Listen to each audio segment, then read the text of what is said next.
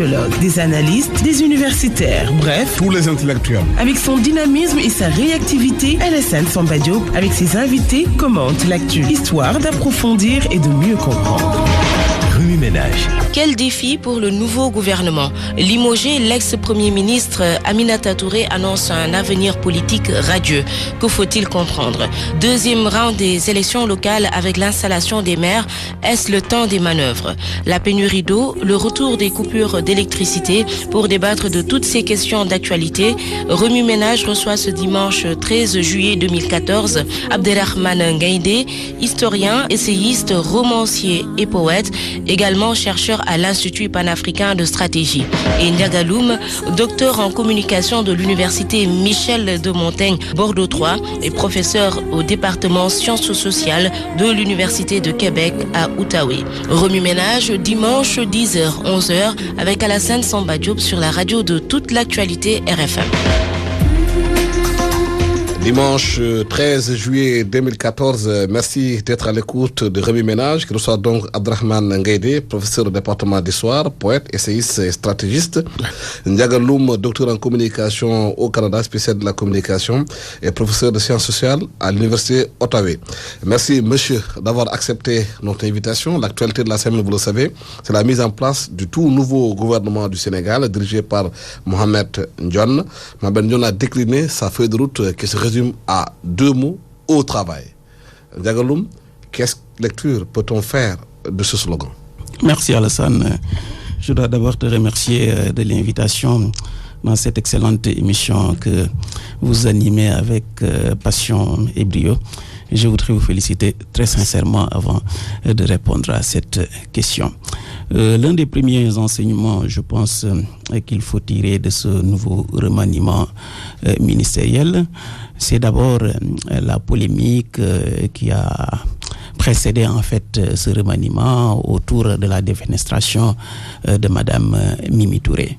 Est-ce qu'il faudrait lire cela comme en fait une manifestation des rapports extrêmement difficiles qu'il y a eu ces derniers temps entre ces deux têtes de l'exécutif?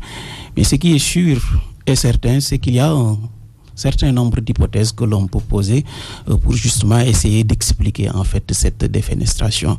Est-ce qu'en fait on peut parler de l'hypothèse d'une autorité du chef de l'État un peu chancelante et qui fait qu'en fait le Premier ministre en profite toujours pour créer ce climat de dualité dont vous aimez bien parler dans la presse? Est-ce que c'est l'absence de vision en fait de chef de l'État qui fait que le Premier ministre se met dans l'obligation de créer elle-même une vision et d'agir de façon autonome? Ce sont deux hypothèses que j'écarte pour poser celle qui est relative à la gestion des relations humaines, avec à la pointe, je pense, un manque de confiance. Maintenant, une fois qu'on dit cela, il va falloir se poser la question de savoir si Macky a trouvé finalement un Premier ministre en qui il a confiance. On estime en tout cas que c'est quelqu'un qu'il connaît très très très bien, qui a été son directeur de cabinet, qui est venu aussi avec son slogan au travail, comme vous l'avez dit, qui vient remplacer un autre slogan, accélérer la cadence. En tout cas, ce qui est sûr et certain, c'est qu'on a accéléré la décadence d'un Premier ministre pour accélérer, en respectant le parallélisme des formes, l'émergence en fait d'un homme de confiance du chef de l'État. Mais moi, je pense que déjà, en le nommant ministre chargé du PSE, on avait déjà posé l'acte en fait d'un Premier ministre bis. Parce que si on nous dit qu'en fait toute l'action du gouvernement dans les prochaines années sera bâtie autour des projets prévus par le PSE et qu'on nomme un Premier ministre qui est dédié strictement, spécialement à cette PSE, on l'a d'ailleurs rappelé dans le dernier communiqué du Conseil des ministres, on dit que c'est l'unique en fait feuille de route du gouvernement. On avait déjà posé les jalons d'un Premier ministre bis et la nomination en fait de Mohamed Ndionne est une confirmation de quelque chose qui existait déjà dans les faits. Abderrahmane Ngaïdé, quels sont les défis de ce nouveau gouvernement? Merci d'abord Alassane, et je m'excuse de mon absence la semaine dernière liée à un problème de communication. Et je remercie aussi l'ensemble des auditeurs qui nous écoutent et je leur souhaite un excellent Ramadan. Et vous avez posé tout à l'heure une question au départ qui me semble être extrêmement saisissante. puisque le Premier ministre qui arrive nous dit au travail. Et je pense que, sérieusement, ce pays a besoin de travail. C'est-à-dire le travail dans le sens premier du terme. C'est-à-dire l'engagement sans attendre quoi que ce soit d'autre que la satisfaction qui pousse l'individu à choisir d'aller travailler pour ses concitoyens, avec la conscience d'appartenir à une nation qui participe à la construction d'une histoire commune mondiale et qui a l'engagement de parvenir à un développement, pas seulement à émerger. Puisque moi, j'ai des problèmes avec l'émergence. Le terme émerger me fatigue trop, d'ailleurs, puisque je cherche à émerger tout le temps. Mais il faut qu'on revienne à une petite histoire. Ce matin, je pensais aux différents premiers ministres qui sont arrivés. Je crois qu'il y a eu un problème de casting. Peut-être que Mimi Touré aurait dû être la première premier ministre du gouvernement Macky Sall, puisque c'était au moment où on traquait ce qu'on appelle les biens mal acquis. On la connaît dans le sens de la rigueur et puis dans le sens de la poursuite aussi de ses objectifs les plus ciblés. Et mettre peut-être le banquier en deuxième position qui allait assainir justement les relations gouvernement-banque et financier, et faire venir aujourd'hui Monsieur John, qui, paraît-il, de ce que j'ai lu quand même dans la presse comme tout le monde, était presque Premier ministre, puisque donner toutes les notes en bas et bon, c'est nécessaire aussi qu'il y ait une confiance, comme l'a dit tout à l'heure Ndiagaloum. On ne peut pas être président de la République et ne pas avoir un Premier ministre de confiance. Ce n'est pas peut-être un manque de confiance par rapport à Mimi qui l'a laissé partir, mais peut-être que aussi une nécessité de construire le parti. Presse aussi le président de la République, presse aussi ceux qui sont dans l'APR. Parce qu'il faut se dire la vérité, nous n'avons plus de partis politiques de manière générale en Afrique. On n'a que des alliances. Et les alliances, c'est comme un conglomérat. Puisqu'il suffit qu'il y ait de la pluie pour que le conglomérat s'effrite et que les morceaux de pierre qui étaient là se dispersent. Donc je pense qu'on a une nécessité, au lieu de passer tout notre temps à discuter de la politique, on a autre chose à faire, c'est d'aller au travail. On a voulu accélérer la cadence n'a pas pu marcher, puisque tout simplement, les hommes politiques aussi ont besoin, malheureusement, de jauger leur poids. Et ce n'est pas un suicide que Mimi aille à la conquête de Dakar, puisqu'il faut qu'elle ait un chiffre qui lui colle à la peau. Tout politicien travaille pour un chiffre. C'est ça qui est problématique chez nous. Enfin, de manière, c'est normal, puisqu'il faut qu'il sache que représente-t-il réellement sur l'échiquier des électeurs. Et même nous, peuple, c'est pas le chiffre du politicien qui nous intéresse. C'est la marmite, c'est le concret. Ce n'est pas le subjectif qui représente un truc électoral. Donc, si le slogan, je crois que ce n'est pas un slogan, c'est une invite. Il ne faut jamais prendre les déclarations des politiciens comme des slogans, sinon on dévalue aussi l'engagement qu'il y a derrière. Au travail, ce n'est pas un slogan, c'est une invite à ce qu'on soit très sérieux dans tout ce que nous devons faire. Justement, Bloum, par rapport à cette invite au travail, Ngaïdé parlait tantôt de marmite qu'il faut faire bouillir à la maison. Est-ce qu'aujourd'hui vous pensez que ce gouvernement est capable de mettre les Sénégalais au travail ? En tout cas, s'il n'en est pas capable, il faut qu'il se donne la capacité, sinon la sanction va arriver très très très tôt. Moi, ce que je pense sincèrement, c'est qu'il faut définir en fait un ordre de priorité. Aujourd'hui, on nous parle des grands projets autour du PSE, mais ce que je crois fondamentalement, c'est qu'il va falloir à un moment donné faire un choix entre les grands projets à long terme et les urgences sociales. Et ce que je crois, c'est qu'une élection se gagne justement sur la résolution des urgences sociales. Cela se fera bien sûr au détriment de la rigidité, de la rigueur, de l'orthodoxie voulue par les bailleurs de fonds. Mais c'est au chef de l'État de leur faire comprendre qu'en réalité, on est en Afrique et on ne peut pas scier la branche sur laquelle on est assis. En termes d'urgence, il y a des mesures qui sont extrêmement populaires et qu'il me semble nécessaire d'approfondir. Je pense par exemple aux bourses familiales.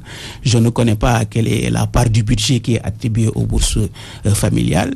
Mais ce que je crois, pour justement accélérer la cadence, Gaïdé disait tout à l'heure que ce ne sont pas des slogans, c'est les politiciens eux-mêmes qui créent des slogans pour exister. Et le slogan, comme j'ai l'habitude de le dire à mes étudiants, il est à la pensée ce que le défilé militaire est à la danse. Donc il ne signifie rien du tout parce qu'il n'a pas de prise avec les réalités. Pour revenir maintenant justement à ces urgences sociales-là, je pense donc à une mesure, comme je l'ai dit tout à l'heure, très très très populaire comme les bourses familiales. Il faut donc remultiplier justement le budget qui est affecté à ces bourses familiales. Et les bénéficiaires, n'oublions pas, ce sont des électeurs.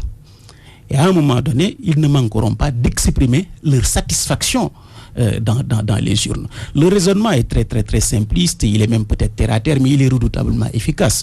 Vous rencontrez quelqu'un dans la rue, Alassane, qui s'attend à ce que vous lui donnez 50 francs CFA, vous lui donnez 50 000 francs CFA. Si vous êtes audacieux et optimiste, vous pouvez envisager avec sérénité votre paradis, parce que vous venez de régler justement un des problèmes qui fait que le restant de sa vie, il va prier pour vous. Donc les grands projets là, PSE, avec les promesses mirobolantes, si vous voulez, d'un Sénégal rayonnant et émergent dans 10, 15 ans, 20 ans, doivent un tout petit peu, quelquefois, en fonction des circonstances et des conjonctures, céder la place à la résolution des urgences sociales.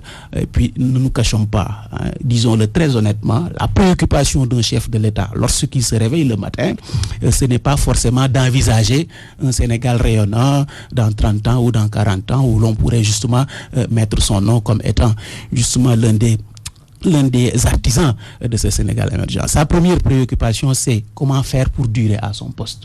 Et comment faire pour durer à son poste amène justement à la question de savoir qu'est-ce qu'il faut faire pour gagner les prochaines élections. Et pour gagner les prochaines élections, il faut résoudre les problèmes des Sénégalais qui vont voter. Nous n'oublions pas, je le disais hier encore à des étudiants du master du CESTI, que le Premier ministre Mamadou Lamine Loum en 2000 et Abdou Diouf nous avait dit que nous sommes sur une rampe de croissance en nous vendant des chiffres. Et les Sénégalais ont répondu dans les journaux en leur disant qu'on ne mange pas la croissance. En 2012, Wade les a vendus aussi des infrastructures. Ils ont répondu en disant on ne mange pas les infrastructures. Si Macky insiste encore sur le PS au détriment de la résolution des urgences sociales, ce qui risque d'arriver en 2017, c'est que ces mêmes Sénégalais lui disent on ne mange pas le PSE. Est-ce que les urgences sociales ne doivent pas être combinées avec quand même un travail réel sur le terrain, parce que c'est le travail qui crée la richesse, alors que dans notre pays, les gens ont l'habitude entre guillemets, de parasiter les gens, de ne pas travailler, d'attendre à ce que quelqu'un fasse tout pour eux. Vous savez, je pense que on a réellement des problèmes, c'est vrai, de manière générale en Afrique, et particulièrement au Sénégal, où nous vivons. Si je suis d'accord avec les grands projets d'avenir, puisqu'il faut aussi être dans la prospective, et il faut aussi penser les générations à venir, puisque nous ne sommes pas là pour nous-mêmes. Nous sommes là pour d'autres générations qui doivent venir. Mais nous agissons en fonction de notre contexte historique, en fonction des réalités aussi qui nous entourent. Monsieur Loum a dit tout à l'heure que le président peut dire aux bailleurs de fonds, je suis en Afrique. Non, je ne suis plus en Afrique là. Je suis partout. Ah non. Toutes les décisions qui se prennent aujourd'hui prennent en compte les réalités mondiales. Un environnement économique très difficile. Ce n'est pas pour défendre le gouvernement, c'est une réalité pour laquelle il faut attirer l'attention aussi de l'opinion publique, que nous sommes entourés de réalités qui dépassent la volonté d'un président de la République. Le président de la République peut bien parler de bourse de 300 000 pour les familles, mais est-ce que les réalités économiques et les caisses de l'État leur permettent? Puisque souvent, il y a des retards de salaire dans ce pays-là. Est-ce que c'est par là-bas qu'il faut amener le Sénégal à travailler pour créer de la richesse? J'arrive. Mais pour créer de la richesse, il faut bien rêver quelquefois. Puisque ceux qui ont bâti toutes les civilisations ont rêvé. On dit, Senghor nous disait qu'en 2000, Dakar allait être comme Paris. Bon, les gens l'ont pris au mot, ils pensent vraiment que Dakar sera comme Paris. Non, ce n'est pas cela qui aurait dû être compris. Ce qui aurait dû être compris, c'est que nous pouvons y arriver. en travaillant. Aujourd'hui, qu'est-ce qu'on doit faire? Je pense que tous les spécialistes nous disent que le monde rural est l'avenir. Tout à l'heure, j'écoutais l'une de vos émissions avec Georges Tétidiop, avec un abbé qui parlait de Caritas, ou des expériences, de petites expériences qui redonnent confiance au peuple. Parce que nous, notre problème dans tous les pays qui émergent, c'est le PIB, produit intérieur brut. Il faut qu'on le maîtrise, il faut qu'il y ait une croissance. Mais le peuple, lui, il ne connaît pas les chiffres. Il connaît la marmite qui bout, même si c'est des fondés qu'ils vont manger. L'essentiel, c'est que chaque matin, qu'on puisse avoir quelque chose. Si l'orientation et l'investissement dans le monde rural et la revalorisation de l'agriculture, la revalorisation de l'élevage, je vois par exemple la région de Kolda, où il y a une richesse énorme, mais qui est laissée en rade, depuis des siècles d'ailleurs, et dans lesquels on peut investir. Je ne suis pas spécialiste de ces questions-là, mais je suis persuadé que j'ai des collègues qui travaillent dans le monde rural et qui travaillent dans l'agriculture et l'amélioration des conditions de vie des paysans, qui nous disent, et le gouvernement est au courant de tout cela, et ils le savent. Le président de la République, je vais le dire de manière très sincère, en 2012, les résultats des élections, je les ai analysés de manière très sérieuse avec l'un des collègues, un professeur de géographie. Sur les résultats, dès les premières décisions du président de la République, je l'avoue, je le dis à haute voix, il a répondu à son électorat. Toutes les décisions prises dans le discours du 31 décembre, par exemple, il répondait directement aux électeurs. Ça, je le dis de manière très sincère, puisque j'ai fait une analyse très pointue des résultats et des avis. Mais maintenant, qu'est-ce qu'il faut faire? Arriver au pouvoir. Il faut donner du travail à ces individus-là. On le voit, c'est terriblement triste de passer tous, de voir qu'il n'y a plus, par exemple, une classe sociale moyenne forte. Moi, j'aurais dû la représenter, mais de plus en plus, je m'appauvris. Parce que j'ai des pauvres derrière moi qui passent tout leur temps à demander à ce que j'assiste. Je ne peux plus m'assister moi-même, puisque même le revenu que j'ai, je suis bien payé, je ne cache pas que je suis bien payé, mais mon revenu ne répond plus aux critères du contexte actuel. Mais justement Loum, quelle est la réponse qu'il faut apporter à ce revenu qui diminue, à ces pauvres qui sont derrière lui, qui peut-être veulent qu'on les mette au travail? Moi, je pense que en termes d'expertise, nous n'avons rien à proposer au gouvernement qu'ils ne sachent déjà.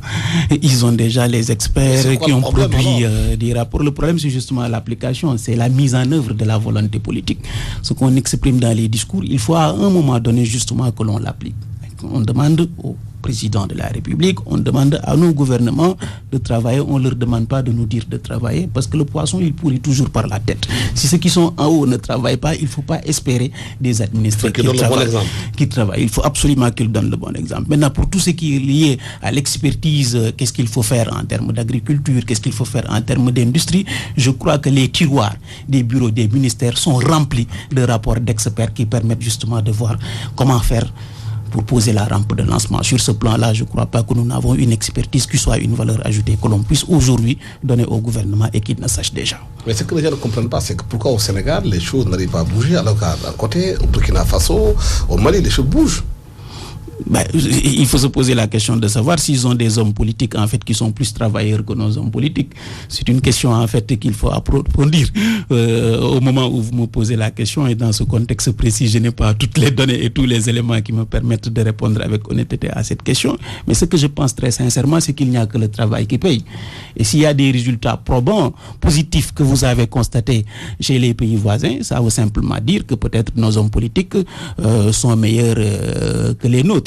Et en ce moment-là, peut-être que ce sera une occasion, à partir du moment où ils vont écouter votre émission, de fouetter justement leur ego, de fouetter leur élan patriotisme, pour qu'ils se mettent justement à travailler comme les autres, en se référant aux exemples que vous venez de citer. Mais Ngaïdé, pourquoi au Sénégal aujourd'hui la politique est souvent mise en avant au détriment des questions essentielles comme l'économie?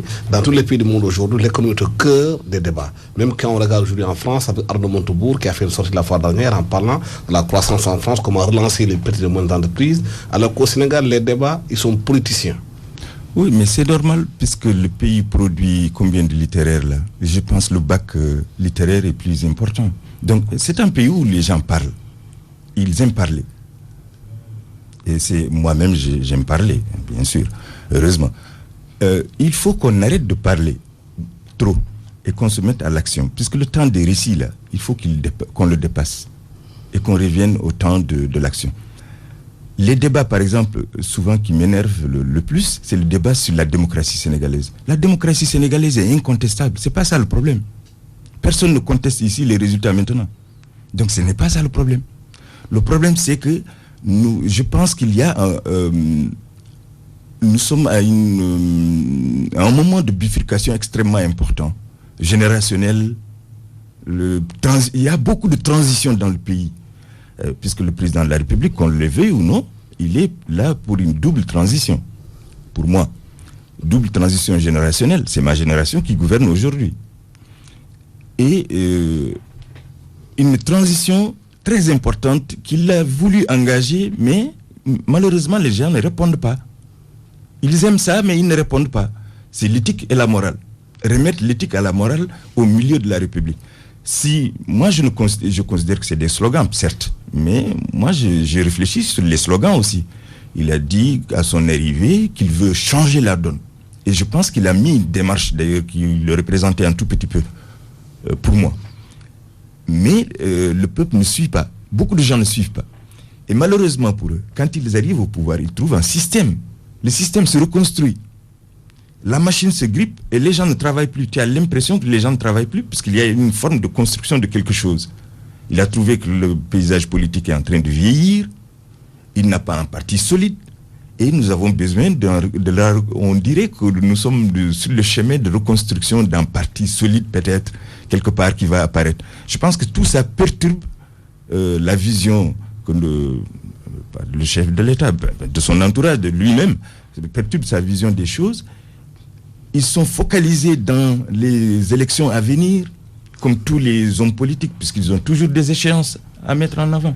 Alors que le peuple attend autre chose. Le peuple, ce qu'il attend, c'est de l'amener au lieu du travail, de créer ce travail-là.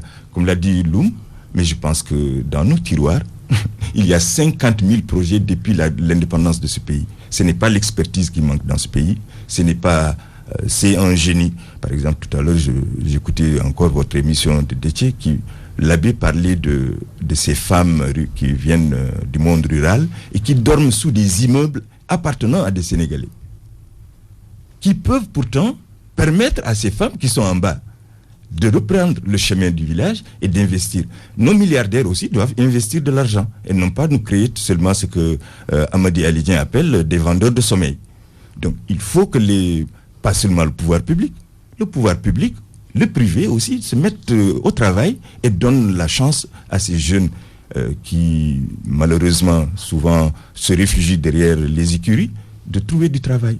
Et qu'on se mette au travail et qu'on ait la possibilité de discuter ensemble d'autres choses que de la politique. En disant tantôt que nous sommes dans une situation de double transition générationnelle et politique avec l'arrivée de Macky Sall, est-ce qu'aujourd'hui, justement, le départ de Mimi Touré s'inscrit dans cette transition en disant aujourd'hui, j'ai tout mon avenir devant moi? Je suis promis en avenir à Dieu. Mais oui, il ne faut pas qu'elle s'offre un agneau du sacrifice. Elle a su peser électoralement son poids. Et d'ailleurs, elle a rappelé justement que les chiffres qu'elle a obtenus relativement à ceux de l'APR à la présidentielle étaient sensiblement beaucoup plus importants. Ce qui fait qu'elle a donc un poids électoral. Ça, c'est un message politique extrêmement clair qu'elle est en train justement de lancer. On ne l'enterre pas.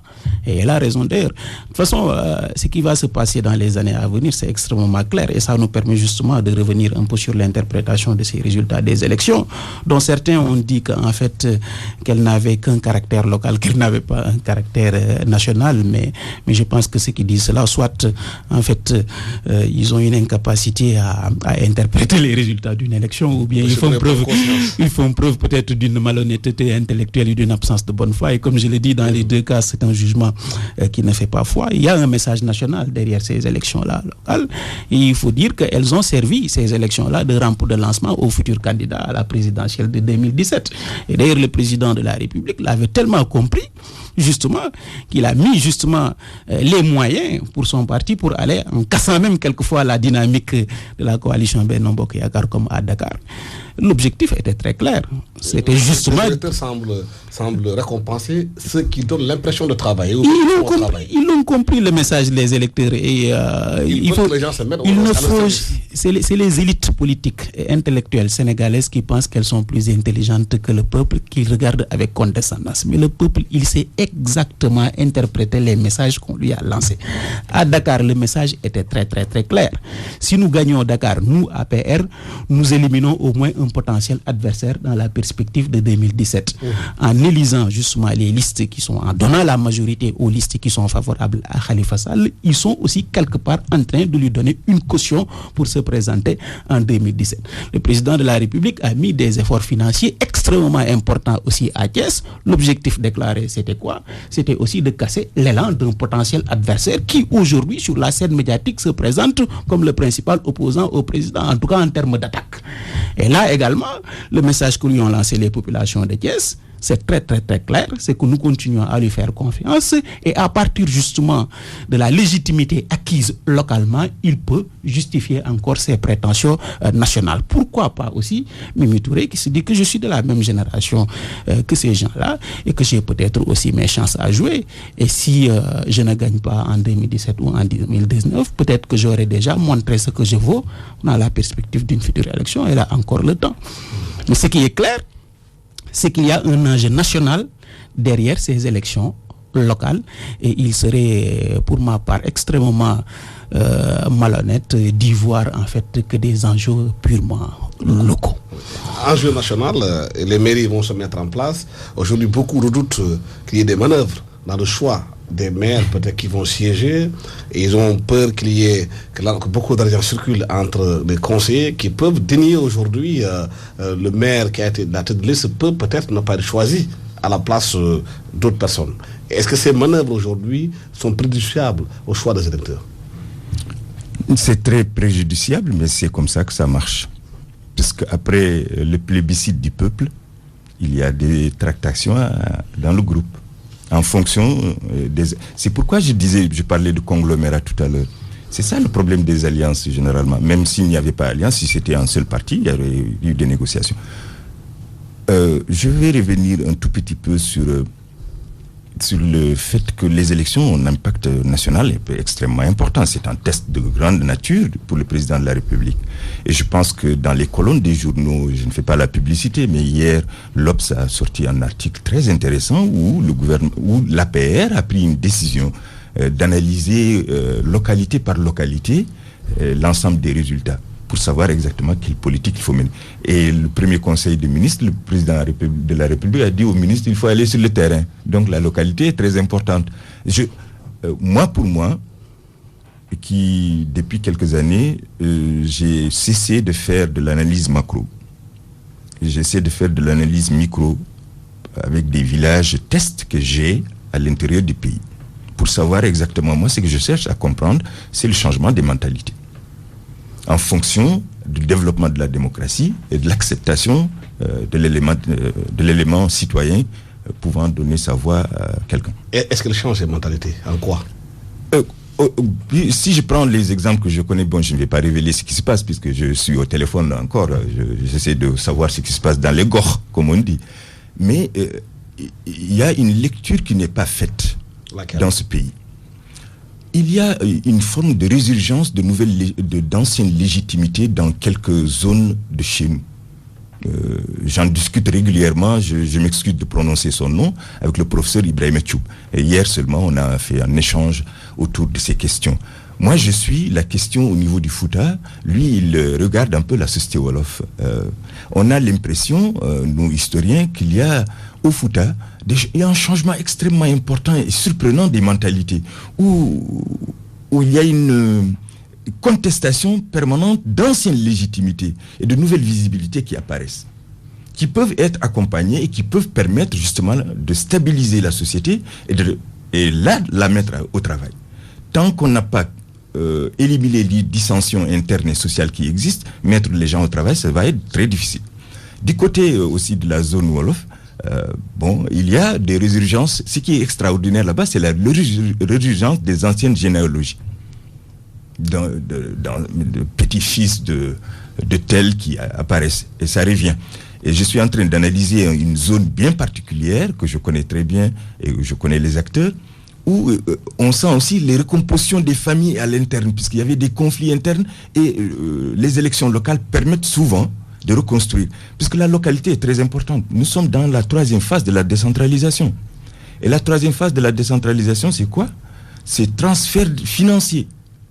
Donc, ce qui veut dire transfert des compétitions encore acerbes qui font que Khalis... Donc, il y a un réflexe il y a un réflexe grégaire qui est en train de se faire. Et les intérêts se mettent en place, les familles mettent en place le je vais rapporter une petite analyse que j'ai échangée avec Ibrahim Tchoub. La 3e phase de la décentralisation s'accompagne de 2 choses extrêmement importantes. Elle peut être un moment de contestation permanente des anciennes légitimités. Elle peut aussi bloquer, réveiller ces légitimités. Donc les conflits dans la localité peuvent être extrêmement acerbes. Il faut qu'on prête attention à cela. Sinon, nous ratons l'objectif de la 3e phase. Parce que la 3e phase, c'est donner l'autonomie financière et le développement local. Et la localité est très importante. Pour finir, je pense qu'il faut laisser Khalifa Sall travailler. Là, je le défends en tant qu'ami. Je ne suis pas son ami intime, mais il m'a fait quelque chose d'extraordinaire. Il m'a accepté quelque chose qu'il refusait à tout le monde cette année, c'est de me faire une dédicace pour un employé à lui, qui est mon ami, un professeur qui est disparu, Omar Ndao. Il faut qu'on le laisse travailler. En février dernier, je le dis à haute voix à la radio, en février dernier, je l'ai rencontré au Niger. On a discuté de ce qu'il est en train de faire. C'était la première fois que je le rencontrais physiquement. Je lui dis, monsieur le maire, ce que vous êtes en train de faire à Dakar est très bon. Nous sommes tous d'accord avec vous. Enfin, moi, je suis d'accord, puisque je suis fou. Je veux que l'environnement soit tranquille. Il faut qu'on le laisse travailler. C'est vrai que tous les hommes politiques veulent, tout à l'heure, je l'ai dit, veulent avoir leur chiffre. Mais celui-là, il a le chiffre social. Il n'a pas le chiffre des urnes. Il a le chiffre interne. Le chiffre qui est dans le cœur, là. C'est ça qu'il a. Donc, il faut le laisser travailler. Même s'il est concurrent pour 2017, c'est tant mieux qu'il soit concurrent. Ouais. Mais est-ce qu'aujourd'hui, concernant justement toutes ces réformes dont on parlait tout à l'heure, il faut aller beaucoup plus loin dans les réformes institutionnelles dans ce pays, au Sénégal? Ça, c'est une promesse. C'est un engagement même, j'allais dire. C'est pas une promesse. C'est le président de la République qui, entre les 2 tours, est allé voir le peuple des Assises nationales, le peuple du M23, pour aller dans le sens de ce qu'elle souhaitait en termes de réformes institutionnelles. Et d'ailleurs... Vous savez, Alassane, comme j'ai l'habitude de le dire, l'image d'un président de la République qui se sent investi d'un pouvoir de droit divin au point de vouloir se faire remplacer par son fils, cette image-là a choqué beaucoup de Sénégalais. Et c'est ce rejet-là qu'ils ont exprimé dans les journaux en 2012. Et le président de la République est un homme politique qui a quand même une certaine intelligence et qui peut lire justement, qui peut interpréter les résultats. Et très, très, très, très vite d'ailleurs, il s'est engagé justement à réformer les institutions et il a commis l'ancien président des Assises nationales, Amadou Mahtar Mbow, pour lui demander justement de lui faire des propositions allant dans ce sens. Ce qui est incompréhensible et que j'ai dit à un de vos confrères très récemment dans une entrevue que j'ai faite, ce qui était incompréhensible, c'est justement les récriminations de l'entourage du président de la République sur les conclusions fournies par Amadou Mahtar Mbow, et cela avant même que le chef de l'État lui-même ne s'imprègne justement du contenu de ses conclusions et livre son avis. Et là, j'ai pensé tout de suite à l'hypothèse d'un président de la République pris en otage par son entourage, et j'ai pensé tout de suite justement à la limite de ce slogan-là, la patrie avant le parti, justement parce que le parti a pensé plus à sauvegarder ses intérêts en fait intrinsèques que de penser, si vous voulez, réforme institutionnelle en pensant intérêt national. Je crois que de ce côté-là, le président de la République est attendu. Et il ne faudrait pas qu'il rate le coche. Et je crois que l'une des réformes essentielles, urgentes, qu'il faudrait tout de suite poser en acte, c'est l'engagement qui est relatif à la durée de son mandat. On ne peut plus se cacher derrière l'apparence d'un respect d'un texte constitutionnel pour faire une entorse à une démarche éthique qui impose de respecter la parole donnée. si Macky Sall s'engage à reproduire la même erreur que Abdoulaye Wade, le Wahwachet, je demeure persuadé, Alassane, qu'il aura lui aussi son 23 juin. Et je le crois assez intelligent pour justement éviter cette vague de contestation populaire qui pourrait déjà faire vaciller son pouvoir avant même qu'on arrive à l'échéance de 2017. Mais au-delà de ça, il n'y a pas seulement que le mandat. Le mandat est extrêmement important, la réduction du mandat, mais il y a aussi d'autres réformes qui étaient prévues de faire avec la CNRI. Mais jusqu'à présent, on attend la CNRI, la Commission nationale de réforme des institutions. Il y a la séparation aujourd'hui du pouvoir avec les pouvoirs judiciaires. Il y a beaucoup plus approfondi. Il y a aujourd'hui, concernant le chef de l'État, ne peut plus être chef de parti. Tout ça, ça permet de prendre la hauteur, de gérer l'essentiel. C'est des questions sur lesquelles les gens sont entendus. Oui, le débat autour de l'application du rapport du doyen Amadou Mahtar Mbow fait des bruits. Mais je pense aussi qu'il faut le rappeler toujours. Le président a dit, je vais prendre mon temps. Il l'a dit. Mon temps, c'est quoi? Nous, on ne sait pas. Bon, il a dit, les échéances, je vais prendre les décisions après les élections locales. Les élections locales ne sont pas encore terminées, je crois. Puisqu'il y a quelques gox qui vont élire leur maire à partir de mercredi, par exemple. Je connais des villes, des petites villes qui sont... Donc, il faut... Le débat le plus difficile pour lui, et la décision la plus difficile pour lui, je pense que c'est vraiment de ne pas tomber dans le piège du Wahwachet, comme tout le monde le dit, la durée du mandat. Je pense que ça a été une promesse de trop, à mon avis. Pourquoi? Puisqu'il prenait un pays, il cherchait un pays qu'il jugeait être dans l'abîme. Est-ce qu'en faisant cette promesse-là, il n'était pas sûr, en ce moment-là, de pouvoir accéder au pouvoir s'il n'avait pas fait cette promesse-là? Oui, justement. Oui, on va tomber dans les si. Mais maintenant, moi, avec du recul, je dis que le contexte de ce moment demandait. De le faire. Oui, demander. Mais malheureusement, c'était une décision certainement, ça a été très difficile de la prendre. Je n'ai pas été tout autour de lui. Qu'il faut assumer. Et je l'ai dit l'année dernière à la télé. J'ai dit, s'il me regarde, il n'a qu'à prendre sur lui la décision de dire la vérité. Je ne peux pas faire 5 ans. 5 ans de fagat. Je n'ai pas fait grand-chose. Je suis en train de continuer les travaux de Abdoulaye Wade. Je ne peux pas faire émerger un autre travail, c'est pas possible. Parce que sinon, on va être dans une instabilité, ce que j'appelle moi l'instabilité démocratique. Chaque 5 ans, changer un président. Il n'a qu'à prendre la décision de passer 7 ans et prendre sa retraite. Moi, si j'étais à sa place, je l'aurais. Enfin, peut-être que je ne l'aurais pas fait comme ça. Mais je ne lui conseille pas. Mais moi, c'est des mandats de 7 ans, une seule fois. Une seule fois. Je prends mes 7 ans, je ne peux plus travailler et au lieu de faire du Wahwachet. Parce que le Wahwachet va te suivre toute ta vie. Et on n'a pas... Moi, je ne veux pas que ma génération échoue aussi, peut-être quelque part. Est-ce que vous partagez aujourd'hui l'idée qui est avancée par certains professeurs comme Ibrahim Osso, qui est à l'université, qui demande aujourd'hui que les gens prennent un seul mandat de 7 ans? Ça, c'est une des éventualités. Vous savez, ce qui est important dans cela, ce n'est pas en fait le mandat en tant que tel, c'est le contenu que l'on donne justement à cette mesure-là. Ce qui est important ici, c'est de faire en sorte qu'un président de la République ne dure pas longtemps au pouvoir, au point d'être pris par l'ivresse du pouvoir, qui fait qu'il se sente investi d'un pouvoir de droit divin.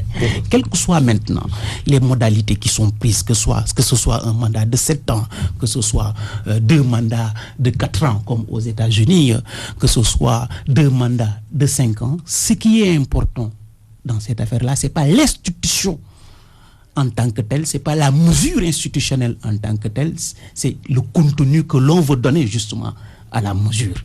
C'est ça qui est important. Un président investi du pouvoir de droit divin, ça, c'est quelque chose dont les Sénégalais ne veulent pas. Et d'ailleurs, les peuples du monde entier n'en veulent pas. C'est la tendance aujourd'hui au niveau mondial. Et on ne peut pas, nous, justement, sous le prétexte, quelquefois, d'un mandat court qui ne permet pas de travailler, se cacher derrière justement ce type de justification pour continuer à avoir des mandats de 2 fois 7 ans, 14 ans à la tête d'un État. ça fait plus sens aujourd'hui. Il y a eu des réformes aussi qui étaient attendues et qui posent beaucoup de problèmes, c'est la loi sur la parité. On a vu que dans l'ensemble du pays, on vote partout, sauf à Touba. Je pense que, Alassane, vous posez ici des problèmes très sérieux qui, je vous ai dit que les locales réveillent les légitimités. Touba avait arrêté de prendre des décisions de ce genre. Mais aujourd'hui, la démocratie décentralisée, la décentralisation s'accompagne de ça, du réveil de légitimité locale. Il faut que je prenne ma localité. C'est ça qui est problématique un tout petit peu. Donc il faut la gérer avec beaucoup d'attention. Je crois aussi qu'il y a autre chose que les féministes m'excusent. Et en fait que tous les intellectuels m'excusent. Parce qu'il faut qu'on arrête d'imiter. Aucun pays au monde n'a réussi à faire la parité, je crois. Elle ne s'impose pas par le nombre, elle s'impose par la qualité. Ce que a dit tout à l'heure le Loum du mandat, le contenu du mandat. Ce n'est pas la durée, c'est le contenu de la chose. Moi, par exemple, quand je vois des publicités comme Respect contre, comment on dit ça, Mulkouk, des trucs de ça, il faut se réveiller contre ça. Ce n'est pas seulement avoir une députée à l'Assemblée qui ne peut pas lire les lois. C'est ça aussi. Il faut travailler à ce que les femmes reviennent à l'école. Elles sont plus nombreuses d'ailleurs à l'école. Et même à l'université, nous constatons que les meilleures, ce sont les filles. Donc il faut qu'on les mette au travail à l'école et qu'elles soient plus responsables dans tous les domaines. Et que là, la parité va s'imposer d'elle-même, puisque c'est sur la qualité qu'on va juger. Et ça, c'est valable pour tous les éléments que nous prenons de l'Occident. Il faut qu'on arrête un tout petit peu de réfléchir avec d'autres philosophies. On a nos philosophies, ils ont leur philosophie. Je ne dis pas que c'est pas bon. Il y a quelque chose dans leur philosophie qui est extrêmement important, que nous pouvons intégrer dans ce que nous sommes. Mais si nous voulons apparaître comme les meilleurs, 100%, même la France n'arrive pas à le faire, et nous voulons le faire. Diagonom, est-ce que donc la parité est adaptée au contexte social et sociologique de nos pays? En tout cas, nous venons d'avoir la démonstration de fait, devant justement le refus de Touba d'admettre, d'appliquer la loi sur la parité. Nous venons d'avoir un obstacle de fait qui montre en fait que c'est une loi qui n'est pas applicable, en tout cas dans toutes les portions du territoire national.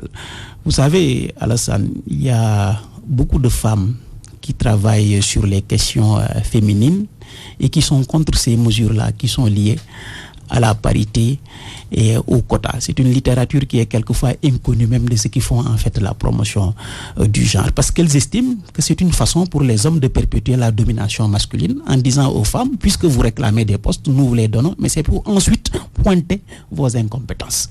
Ce qu'il y a d'important, je crois, c'est un travail à la base. Les déséquilibres sont à la base. Et si on se réfère à notre contexte sociologique, le processus d'acquisition du savoir et du savoir-faire des femmes, il y a des obstacles très très très sérieux, les mariages précoces, etc. Donc il y a beaucoup, si vous voulez, de questions fondamentales qui sont posées à la base et que ne résolvent pas forcément les mesures qui sont prises par le haut.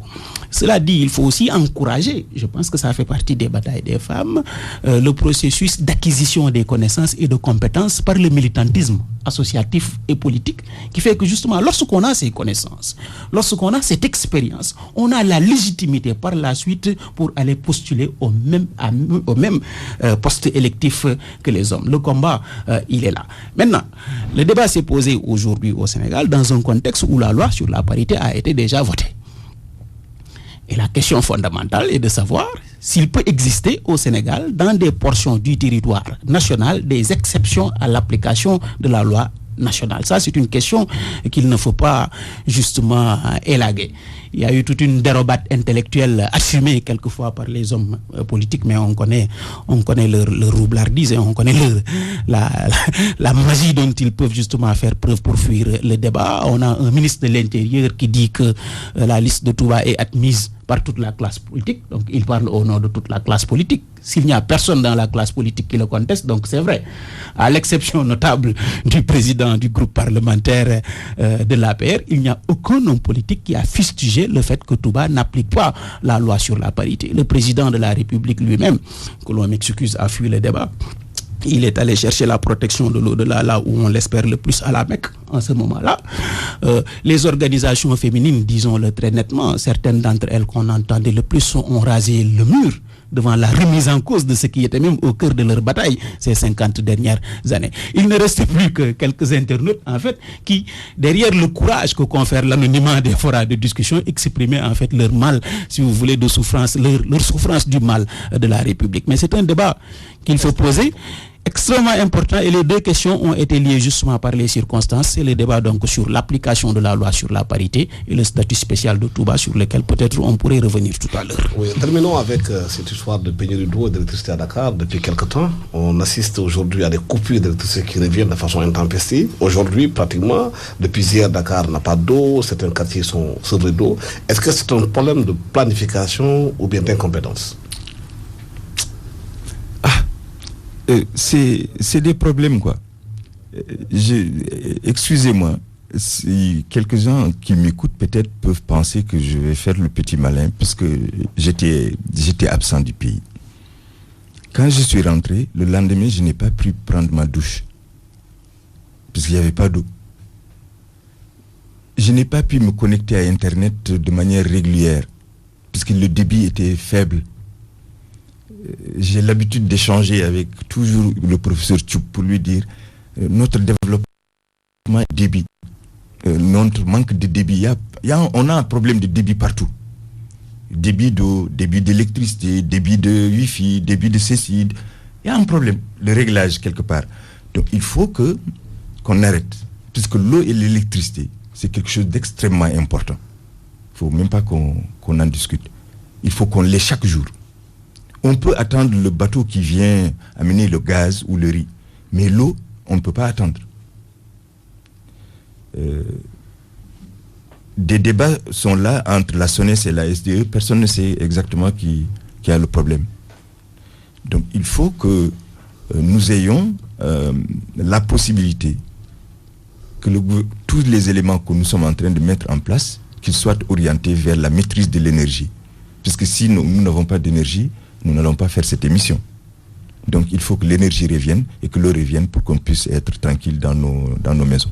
Pour régler ces questions, est-ce qu'il ne faudrait pas qu'il y ait une concertation d'un débat national? Parce que c'est des choses extrêmement importantes sur ces denrées qui sont importantes dans la vie des gens.